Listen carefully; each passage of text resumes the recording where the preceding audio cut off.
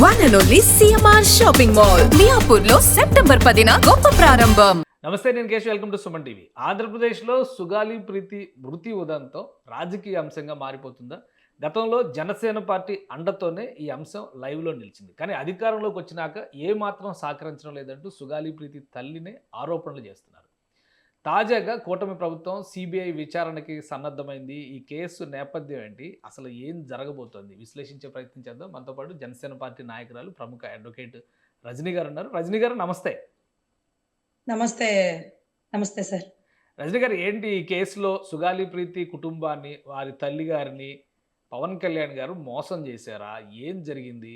ఆమె బాహాటంగా వచ్చి అంత అండగా నిలిచినటువంటి వ్యక్తి పైన ఆరోపణలు చేయడం, ఈరోజు ప్రభుత్వం సిబిఐ విచారణకి సన్నద్ధం కావడం, సో ఎలా చూడాలి? ప్రజల్లో కూడా ఒక కన్ఫ్యూజన్ ఉంది. ఈ ఉదంతం వెనుక ఉన్నదెవరు, జరుగుతున్న దానికి కారకులు ఎవరు? సార్, ముఖ్యంగా కేశవ్ గారు, ఆవిడకి న్యాయం జరగడం లేట్ అవుతుందనేది అది వాస్తవం. అది మీకు తెలుసు. హైకోర్టులో ఒక కేసు నడిస్తేనే కొన్ని సంవత్సరాలు సుదీర్ఘ ప్రయాస అయిపోతుందన్న విషయం మనందరికీ తెలుసు. 10 సంవత్సరాలు కేసు నడుస్తూ ఈ రోజు కూడా బెయిల్లో ఉన్నటువంటి గత ముఖ్యమంత్రి గారి కేసులు మీకు తెలుసు. అంటే కోర్టు కేసులు అంటే ఇలా ఉంటాయి. ఇకపోతే సుబ్రహ్మణ్యాన్ని చంపేసినటువంటి అనంతబాబు తనే స్వయాన ఒప్పుకున్నప్పటికీ బెయిల్ మీద బయటకు వచ్చి ఈ రోజు కూడా రాష్ట్ర రాజకీయాల్లో గత ముఖ్యమంత్రి పక్కన, ఏదైతే దళితుడిని చంపేసిన అంబేద్కర్ గారి స్టాట్యూ ఓపెనింగ్ పక్కన ఉన్న దృశ్యం కూడా మీకు తెలిసిన సంగతి. అంటే కోర్టుల గురించి మీకు చెప్పడం కోసం దీని గురించి చెప్తున్నాను సార్. ఇకపోతే సుగాలి ప్రీతి తల్లి గారి బాధ ఎలా ఉంటుందంటే, అంటే ఆవిడ ఈ రోజు మీ అధినాయకుడిని విమర్శిస్తున్నారు, అధినాయకుడు మోసం చేశారు అని అంటున్నారని మీరు అంటున్నారు కాబట్టి చెప్తున్నాను. బాధలో ఉన్న తల్లి ఏం మాట్లాడుతుందో, ఏం చేస్తుందో, ఏమి శాపనార్థాలు పెడుతుందో ఆ తల్లికి కూడా తెలియదండి. ఎందుకంటే ఆ కడుపు కోత అటువంటిది. సో మనం ఈ రోజు పూజ చేసిన దేవుణ్ణే మనం ప్రశ్నిస్తాం, నిందిస్తాం, కోప్పడతాం, ఆ పూజలు చేయడం కూడా మానేస్తాం. ఇది మీ అందరికీ తెలిసింది. దయ్యాలతో పోట్లాడడం కదండి, దేవుళ్ళతోనే కదా పోట్లాడేది. తెల్లవారుజామున 4ంటికి లేచి నీకు పూజ చేస్తున్నానే.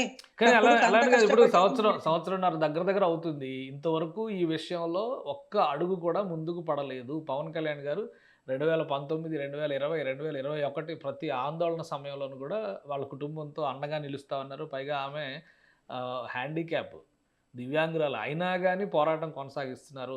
ఇవన్నీ తెలుసు కాబట్టి ఎవరు చెప్పాల్సిన అవసరం లేదు. అధికారంలోకి వచ్చిన వెంటనే ఒక నిర్ణయం తీసుకోవడానికి కానీ, లేదా ఈ కేసుని మళ్ళీ విచారించడానికి కానీ ఎందుకు ఇంత జాప్యం జరగాల్సి వచ్చింది? దీనికి ఏమైనా స్పెసిఫిక్ రీజన్స్ ఉన్నాయా? ప్రొసీజరల్ డిలేస్ కానీ, లీగల్ ఆస్పెక్ట్లో కానీ ఏమైనా ఉన్నాయా? ఎందుకు జాప్యం జరిగింది అనేది ప్రజల్లో కూడా ఒక అనుమానం ఉంది. సార్, ఇక్కడ సిబిఐ ఎంక్వైరీ అంటే త్రూ హైకోర్టు ద్వారా వెళ్లే ప్రొసీజర్. ఏదైతే వివేకానంద రెడ్డి గారి మర్డర్ కేసు కూడా సునీతమ్మ గారు హైకోర్టును ఆశ్రయించే అక్కడి నుంచి సిబిఐకి పెట్టండి, ఇక్కడ రాష్ట్ర పోలీస్ మీద నాకు నమ్మకం లేదు, ఇక్కడ సిఐడి గాని సిట్ గాని విచారణ చెయ్యరు అంటూ ఆవిడ హైకోర్టుని ఆశ్రయిస్తూ ఎన్నో మార్లు మాతో పాటు వచ్చి హైకోర్టులో కూర్చున్నటువంటి దృశ్యం మీ అందరికీ తెలుసు. త్రూ ది హైకోర్టు ప్రొసీజర్, లేదా గవర్నమెంట్ సిఫార్సుతో హైకోర్టు నుంచి లేకపోతే సిబిఐకి వెళ్ళేటటువంటి పరిస్థితి. గతంలో ఉన్నటువంటి ముఖ్యమంత్రి గారు దీన్ని సిబిఐకి ఇంట్రడ్యూస్ చేయలేదు కాబట్టి ఆవిడ హైకోర్టుని ఆశ్రయించారు. వైసీపీ నాయకులు చెప్తారు, గతంలోనే జగన్మోహన్ రెడ్డి గారు సిబిఐకి ఇచ్చారు, కానీ ఈ కేసులో విచారణకి అవకాశాలు లేవు అనేటువంటి మాట సిబిఐ నుంచి వచ్చింది. ఆ కేసు మేము టేకప్ చేయలేమని సిబిఐ చెప్పింది కాబట్టి అప్పుడు ఆగిపోయింది.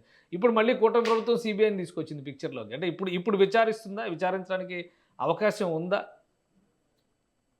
సార్, ఇది కూడా వాస్తవంగా ఎంతవరకు అవకాశం ఉంటుంది అనేది తెలీదు సార్. ఎందుకంటే సిబిఐ పరిధి చాలా పెద్దది, లేకపోతే సిబిఐ రాష్ట్రానికి ఇచ్చే అవకాశాలు చాలా చిన్న. అంటే మళ్ళీ ఇది కూడా కంటితో చర్యగానే ఉంటుంది కదా. ఇప్పుడు పవన్ కళ్యాణ్ గారు న్యాయం చేస్తారనే భరోసాతోనే కదా వాళ్ళు అడుగుతున్నారు. మళ్ళీ సిబిఐ అనేది సమయాన్ని వృధా చేయడం కోసం చేసే ఒక ప్రక్రియలా మీరే అంటున్నారు.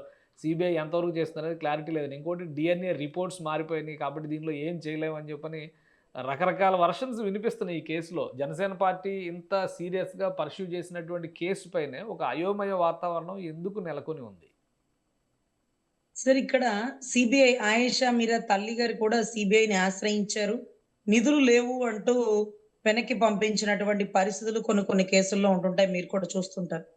ఏదైతే చనిపోయిన ఆడబిడ్డని ఎన్నో సంవత్సరాల తర్వాత తిరగదిప్పి తవ్వడానికి ముస్లిం ధర్మం ఒప్పుకోకపోతే అలా తవ్వించండి, నా బిడ్డ చావుకి అర్థం కావాలి అంటూ హైకోర్టును ఆశ్రయించి ఆ తల్లి ఒక కోర్టు ఆర్డర్ ద్వారా ఆ డెడ్ బాడీని తోవి సిబిఐ వారికి అప్పజెప్తే ఈ రోజుకి జరుగుతుంది. ఒకానొక టైంలో నిధులు లేవు అంటూ సిబిఐ చేతులెత్తేస్తుంది. సో ఇలా ఒక ఆడబిడ్డ కేసు తీసుకుంటే రేపటి రోజు 10 మంది ఆడబిడ్డలొచ్చి గ్యాంగ్ రేప్ చేసినారు. దీనికి కారణాలు కావాలి. దీన్ని కూడా మీరు సిబిఐకి పెట్టండి అంటే సిబిఐ చాలా ఇంపార్టెంట్ కేసులు, కీలకమైన కేసులు మాత్రమే చేయడానికి కూర్చున్నాను అని చెప్తది. మరి ఒక ఆడబిడ్డ చావు దారుణమైన అత్యాచారం కీలకమైనది కాదా? తప్పు కాదా? ఇది అన్యాయం ఇక్కడ జరగలేదంటారా?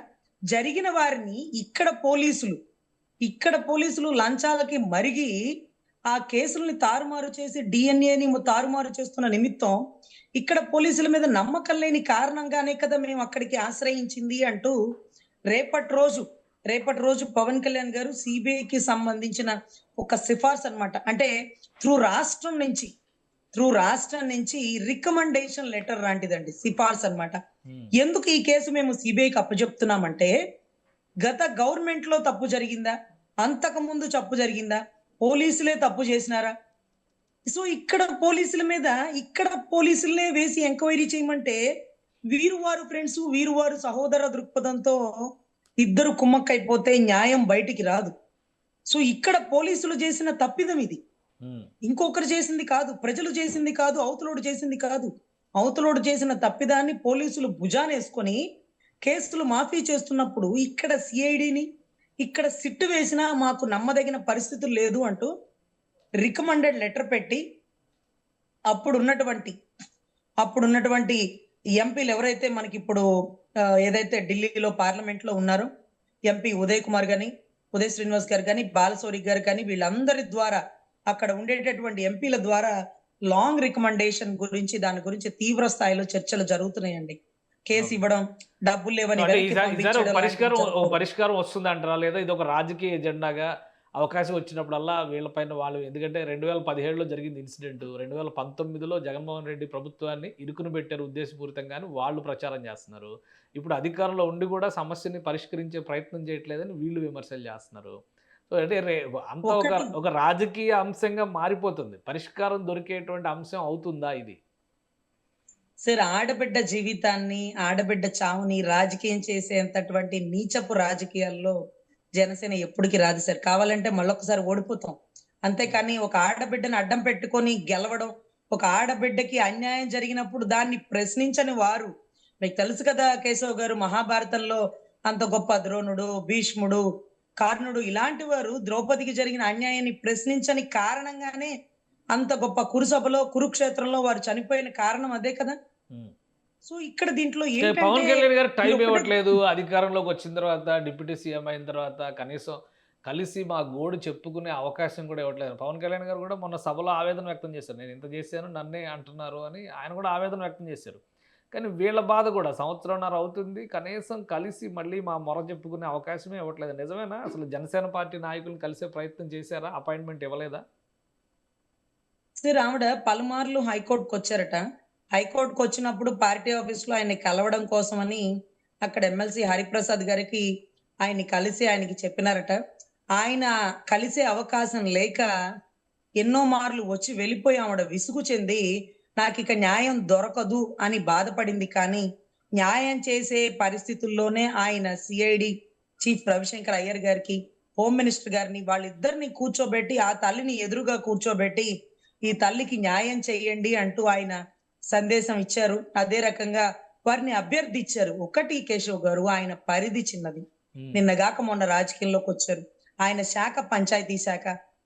హోమ్ మినిస్టర్ గారి విషయంలోకి ప్రతిసారి మనం తలదూర్చి చెయ్యండి అనడం పద్ధతి, కానీ మీరు చేయలేదు అని ఆదేశించడం, మీరు చెయ్యాలి అని ఇంకొంచెం దృఢంగా చెప్పమంటే 10 సార్లు చెప్తారు, దాంట్లో ఇబ్బంది లేదు. మహిళా కమిషన్ చైర్పర్సన్, హోమ్ మినిస్టర్, దీనికి సంబంధించిన సీఎం గారి విభాగం ఏదైతే ఉందో, సీఎం గారి పేషి, ఇక్కడి నుంచి స్ట్రిక్ట్ ఆర్డర్స్ అనేవి వెళ్తున్నాయి. ఆయన ఆ మాదిరిగా ఆ దిశగా ప్రయత్నం చేస్తున్నారు. ఆ తల్లిని ఎదురుగా కూర్చోబెట్టి చెప్పారు, ఆ తల్లిని మళ్ళీ హోమ్ మినిస్టర్ దగ్గరికి పంపించారు. ఇంకా కూడా జాప్యం జరుగుతుంది అంటూ ఆ తల్లికి నమ్మకం కోల్పోతుంది.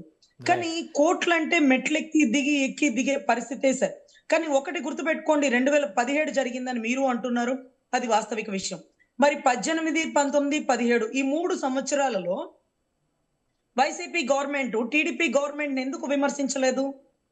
ఎందుకు పోట్లాడలేదు? ఎందుకు ఒక ఆడబిడ్డ చావుకి కారణమైన వాళ్ళని కప్పెడుతున్నారని ఎందుకు వైసీపీ గవర్నమెంట్ టీడీపీ గవర్నమెంట్ తో గొడవపడలేదు? ఎందుకంటే అది ప్రభుత్వం, ఇది ప్రతిపక్షం. ప్రతిపక్షానికి చిన్న హింట్ రైట్. దొరికినా ప్రభుత్వాన్ని ఏకుతారు కదా, ఇప్పుడు ఏకినట్టుగా. మరి ఆ టైంలో ఎందుకు ఏకలేదు? అంటే ఆ టైంలో వారికి అంటే దీన్ని కదిలిస్తే రాజకీయంగా గెలుస్తామా? దీన్ని కదిలిస్తే మనకేమైనా ఉపయోగం ఉంటుందా? ఆడబిడ్డని అడ్డం పెట్టుకొని రాజకీయం చేసి మనము చంద్రబాబు గారిని విమర్శించవచ్చా? అంటే ఆడబిడ్డ మీద ఇలా అన్యాయం చేశాడంటే ప్రజలు నమ్ముతారా? అనేటటువంటి అన్ని ఆలోచించుకొని ఓ అబ్బా ఇలాంటి రోజుకొకళ్ళు చేస్తారు, వీళ్ళ గురించి పోరాడి టైం వేస్ట్ అనుకొని నా మీద కోడికత్తి గాయం చేశారని, మా చిన్నాయని దగ్గరుండి చంపినాడని, లేకపోతే అదేదో ఒక డైమండ్ తిరుపతిలో ఒక డైమండ్ పోయింది తిరుమల శ్రీవారిది సో అవన్నీ అవన్నీ అంటూ రాజకీయ అది ఆయన అవన్నీ మీద రాజకీయంగా చేసిన విమర్శలు అనుకుంటే ఇప్పుడు సుగాలి ప్రీతి ఉదంతానికి ఒక ఫుల్ స్టాప్ పెట్టేటువంటి అవకాశం ఉంటుందా? ఒక న్యాయవాదిగా, లీగల్ ఎక్స్పర్ట్గా మీరేం చెప్తారు రాజకీయాలను పక్కన పెట్టేసి చూస్తే?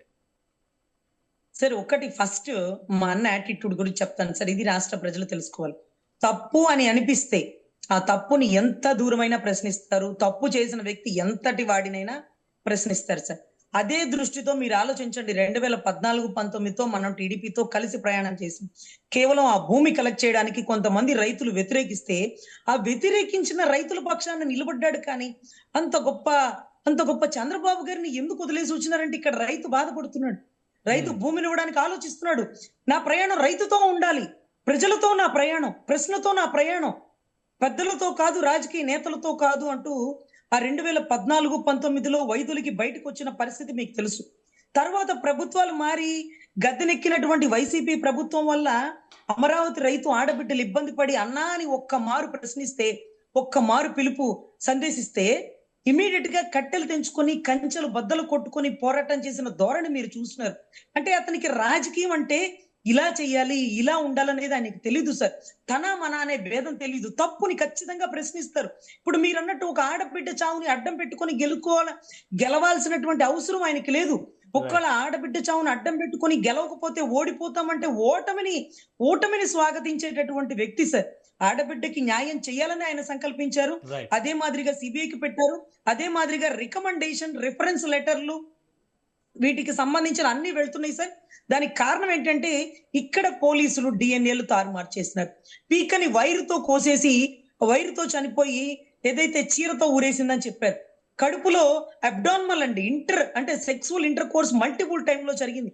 అబ్డార్మల్ లో హ్యూమన్ బాడీ స్పామ్ ఉంది. ఇంతమంది కలిసి ఇన్ని సార్లు రేప్ చేశారు. దీనికి ఆధారాలు పర్ఫెక్ట్ గా ఉన్నాయి sir. Psychology report, report, DNA reports తారుమారైనాయి కాబట్టి కేసు నిలబడదు అని ఒక ప్రచారం జరుగుతుంది. నిజమేనా? అట్లాంటి పరిస్థితి ఉంటుందా సార్? 100% దానికి ఎటువంటి సంబంధం ఉండదు సార్. మనం బాలీవుడ్ స్టార్ కాదంబరి జత్వానీ గారి కేసులో క్రాంతిరాణ్ రాటా, విశాల్ గున్నీని, లేకపోతే అక్కడికి సంబంధించిన పేసర్ ఆంజనేయులు వీళ్ళందరినీ ఎలా నిలదీశామో ఆ అమ్మాయి టైంలో పనిచేసిన ప్రతి అధికారిని నిలదీస్తే ఖచ్చితమైన రిపోర్ట్లు వస్తాయి సార్. డిఎన్ఏలు తారుమారు చేసినారు, కానీ ఎవరు చెప్తే చేసినారు, ఎవరి లబ్ధి కోసం చేసినారు, ఎంత లంచాలు తీసుకొని మంచాలు వేసినారు అనేది ప్రతిదీ పిన్ టు పిన్ లాక్కు రావాలి సార్. ఎందుకంటే 161 స్టేట్మెంట్లు ఇచ్చినటువంటి వంటావిడ అరే అమ్మాయి దోశ ఇడ్లీ తింటుంటే నేనే రెండోసారి చట్నీ వేసినానండి, నేను దగ్గర నుండి చూసినాను అన్నారండి. కానీ ఆ పాప కడుపు అంతా పోస్ట్ మార్టం లో ఖాళీగా ఉంది సార్. కడుపులో ఏమీ లేదు సార్. అమ్మాయి ఫాస్టింగ్ ఉంది. మరి ఆ స్టేట్మెంట్ ఇచ్చినటువంటి ఆ వడ్డిచ్చే ఆవిడ ఎవరు చెప్తే ఇచ్చింది, ఎవరు బెదిరిస్తే ఇచ్చింది? డిఎన్ఏలు మ్యాచ్ అవ్వకపోవడం ఏంటి సార్? కాకులు దూరని కారడవి, చీమల దూరని చిట్టడవి. మరి సింహం ఎలా వెళ్ళింది, ఏనుగు ఎలా వెళ్ళింది? అది లేడీస్ హాస్టల్ సార్. ఎంతమంది వచ్చి రేప్ చేశారనేది క్లియర్ గా అమ్మాయి పోస్ట్ మార్టం లో ఉంది సార్. హ్యూమన్ బాడీ స్పామ్ ఉంది సార్. కిరాతకంగా రేప్ చేసి హ్యాంగ్ చేసి అమ్మాయిని వైరుతో ఊరేసి సూసైడ్ గా క్రియేట్ చేయడం కోసం ఆ అమ్మాయి ఫీజు కట్టలేదు. ప్రిన్సిపల్ గారు గట్టిగా అరిచారు, ఆ బాధతో ఊరేసుకుందన్నారు సార్. ఫీజు కట్టిన రిసిప్ట్లు ఉన్నాయి సార్. అసలు మీకు తెలుసా కేశవ్ గారు, ఇది ఇంపార్టెంట్ ఏంటంటే మనకి వకీల్ సాబ్ లో ఒక డైలాగ్ ఉంటది, సూపర్ సూపర్ సూపర్ ఉమెన్ అని ఒక డైలాగ్. అమ్మా చైనా ఫోన్ కి చట్టభారతం రాసినవే తల్లి, మరి ఇంత పెద్ద ఘటనకి ఇది సిర్ఫ్ 2 లైన్ 2 లైన్లు ఎలా రాసినావమ్మా అని వకీల్ సాబ్ లో పవన్ కళ్యాణ్ గారు అడుగుతారు. కానీ ఇది ఒక 302 మర్డర్ సెక్షన్ కి 30 నుంచి 60 పేజీలు ఉండవలసినటువంటి ఛార్జ్ షీట్ సిర్ఫ్ 1 పేజ్ ఒక్క పేజీలో ఒక వైపే 3 పేరాలతో క్లోజ్ చేసినారు సార్. ఉమ్. ఆ ప్రబుద్ధులని జుట్టు పట్టుకొని ఈడ్చుకురావాలి సార్. అధికారులు నిజంగా ఒక ఆడబిడ్డ చావుని వెలకట్టి అంగట్లో సరుకులాగా కొనుక్కొని తిన్నటువంటి వాళ్ళు కర్మ రిటర్న్స్ 7 ఏళ్లకి ఏళ్ళనాటి చనిపోతుంది అంటారు చూడండి. ఆ అమ్మాయి చనిపోయి 8వ ఏడండి. మొన్న కూడా ఆవిడ వీల్ చైర్ ర్యాలీ అన్నది నా కూతురు చనిపోయి 8వ ఏడు వస్తుంది, ఇంకా న్యాయం దొరకట్లేదు, ఇంకా న్యాయం జరగట్లేదు అంటూ ఆ తల్లి ఆవేదన సార్. సార్ మనకు ఒక బిడ్డ పోతే ఇంకొక బిడ్డ ఉంది కదా, ఆ బిడ్డలో ఈ బిడ్డను చూసుకొని బతికేయమ్మా అంటే ఇంకొక మగపిల్లోడు ఉన్నాడు, ఇంకొక ఆడపిల్ల ఉంది. అయినా సరే ఈ చనిపోయిన ఆడబిడ్డ కోసం అవిటి తల్లి ఢిల్లీ దాకా పోతుంది సార్. ఈడ్చుకుని కరెక్ట్. కాళ్ళు అప్పుడు ఈడ్చుకుని జరిగినప్పుడు పోతుంది సార్. ఇన్సిడెంట్ జరిగినప్పుడు చంద్రబాబు నాయుడు గారి ప్రభుత్వమే ఉంది. సో అప్పుడు ఎవరైతే ఈ తప్పులో భాగస్వాములు అయ్యారో ఈ అధికారులను కాపాడేటువంటి ప్రయత్నంలో భాగంగానే ఇప్పుడు జాప్యం జరుగుతుంది అంటే మీరేం చెప్తారు? ఇంత డేటా చెప్పారు కదా మీరు, అసలు రికార్డ్ ఎలా ఉంది, ఎవిడెన్సెస్ ఏంటి, ఛార్జ్ షీట్ ఏంటి, ఇవన్నీ చెప్పారు కదా. సో ఇది మళ్ళీ ప్రభుత్వానికి ఒక సమస్యను తెస్తుంది అనేటువంటి ఉద్దేశంతోనే జాప్యం చేస్తున్నారంటే ఏం చెప్తారు మీరు? సరే ఇక్కడ నిన్నటి రోజు హోమ్ మినిస్టర్ గారు కూడా ఇచ్చింది, తప్పు చేసిన వారు ఎవరైనా ఎంతటి వారైనా శిక్ష తప్పదు, సిఐడి వారు కళాఖండిగా ఎంక్వైరీ చేస్తున్నారు, ఇక్కడ ఎవరిని ఉపేక్షించమని. మరి మీరు చెప్తున్నారు గత గవర్నమెంట్ లో జరిగిన తప్పని. నిన్న మొన్న మీరు చూడండి, శ్రీకాంత్ కి పెరల్లో బెయిల్ వచ్చేసింది. హోమ్ మినిస్టర్ గారికి ఈ విషయం పూర్తిగా కూడా అతను ఎలాంటి వాడో కూడా పూర్తిగా ఆవిడకి తెలియదు. ఎవరో ఒకరు ఏదో ఒక రిఫరెన్స్ తీసుకొస్తారు, సిఫార్సు చేస్తారు. పాపం వీళ్ళకుండే హడావుల్లో ఇతను మంచివాడేనమ్మా, ఇతను ఇంకొకడమ్మా, ఎమ్మెల్యే రికమెండేషన్ అంటేనే పెరల్లో బెయిల్ కి సంతకాలు పెడతారు సార్. అంటే మీరు అంటున్న ప్రభుత్వానికి కూడా తెలియకుండా, తెలియనివ్వకుండా, చెయ్యకుండా ఏదైతే ముద్దాయిలు అధికారులు ఇద్దరు కొల్యూటెడ్ అయిపోయి ఈ గవర్నమెంట్ ను కూడా తప్పుదోవ పట్టించి ఉండవచ్చు కదా. ఈ రోజు మనం ఒకరి మీద నింద వేయడం చాలా తేలిక, కానీ ఈ రోజు వారు నిరూపించి ముద్దాయిలకు శిక్ష వేస్తానన్నప్పుడు మనం దానికి సహకరించాల్సినటువంటి బాధ్యత. ఎవరు తప్పో ఎవరు ఒప్పో సిబిఐ వస్తే ఏరి పక్కన పడేదా అండి? సో ఇంకా అసలు నిష్పక్షపాతంగా వివేకానంద రెడ్డి గారు విచారణ మర్డర్ జరుగుతుంది కేసులో అంటారు, ఇంకా నిష్పక్షపాతంగా విచారణ జరుగుతుంది అంటారు. సార్ సిబిఐ ఎంటర్ అయితే తప్పు మీరు చేసినా నేను చేసినా జుట్టు పట్టుకొని ఈడ్చుకుని వెళ్ళిపోతారు సార్. సిబిఐ రామ్ సింగ్ గారు ఎలా చేసినారో చూసినారు కదా. అవినాష్ రెడ్డి గారి తల్లిని, అవినాష్ రెడ్డి గారి తండ్రిని, వాళ్ళకి సంబంధించిన వారిని వీళ్ళందరినీ ఎంక్వైరీ చేసి అంతఃపురంలో ఆ నలుగురు కథనం తీసినారు కదా. సో సిబిఐ అంటే నిష్పక్షపాతంగా ఉంటుంది. వాళ్ళకి రాష్ట్రంలో ముఖ్యమంత్రి వాళ్ళకి లెక్క కూడా లేదు సార్. వాళ్ళ పని వాళ్ళు చేసుకుని వెళ్ళిపోతారు.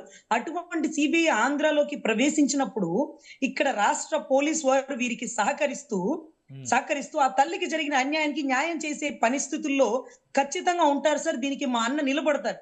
మీరు ఇంకొకటి అన్నారు, ఆవిడ మిమ్మల్ని నిందిస్తున్నారు కదా అని. అసలు మహాకురుక్షేత్రంలో కౌరవుల్ని కోల్పోయినటువంటి గాంధారి కూడా తన బిడ్డల్ని కోల్పోయిన బాధలో శ్రీకృష్ణుడిని నిందించి శ్రీకృష్ణుడికే శాపం పెట్టిందండి. అక్కడ కోపం అని మనం అనుకోకూడదు. ఆ తల్లి బాధ ఆవేదనతో చేసినటువంటి పరిస్థితి అనుకోండి. కురుక్షేత్రంలో అంతమంది చంపేసిన అర్జునుడు అభిమన్యుడిని కోల్పోయిన బాధలో సాయంత్రం అస్తమించే లోపల, సూర్యుడు అస్తమించే లోపల సైంధవుని చంపేస్తానని శపథం చేసేటప్పుడు శ్రీకృష్ణుడిని అడగలేదండి. అదేంటి అర్జున నన్ను అడగకుండా ఎలా నువ్వు శపథం చేసావని కృష్ణుడు కూడా బాధపడలా. ఆ బాధలో ఏదో అనేసినాడే, అతని వల్ల కాదు సైంధవుణ్ణి చంపడం అంటూ శ్రీచక్రం అడ్డు పెట్టి సూర్యుని అస్తమించినట్టు చేసి సైంధవుణ్ణి రప్పించి ఆ పాశుపతాస్త్రంతో చంపేసినారు సార్. అంటే దాని సైంధవుడిని బయటకు తీసుకొస్తారంటారు సిబిఐ, పవన్ కళ్యాణ్ గారి చొరవ ఇవన్నీ కలిపి సైంధవుడు బయటకు రావడం 100% సార్, 100% సార్. ఆ తల్లి తీసుకున్న నిర్ణయానికి ఖచ్చితంగా కృష్ణుడిలాగా నా అన్న తోడుగా నిలబడతాడు. ఆవిడ కోపంలో పెట్టిన శాపనార్థాలని కూడా ఆయన భరిస్తాడు. అయినా సరే అంతిమంగా వారికి న్యాయం చేయడానికి, ఆ సైంధవుడిని ఈడ్చుకుని రావడానికి, ఏదైతే శ్రీచక్రంతో సూర్యుని ఆపేసినటువంటి కృష్ణుడు లాగా ఖచ్చితంగా ఆ తల్లికి తోడుగా ఒక తమ్ముడుగా నిలబడతాడని నేను మనస్ఫూర్తిగా భావిస్తున్నాను సార్.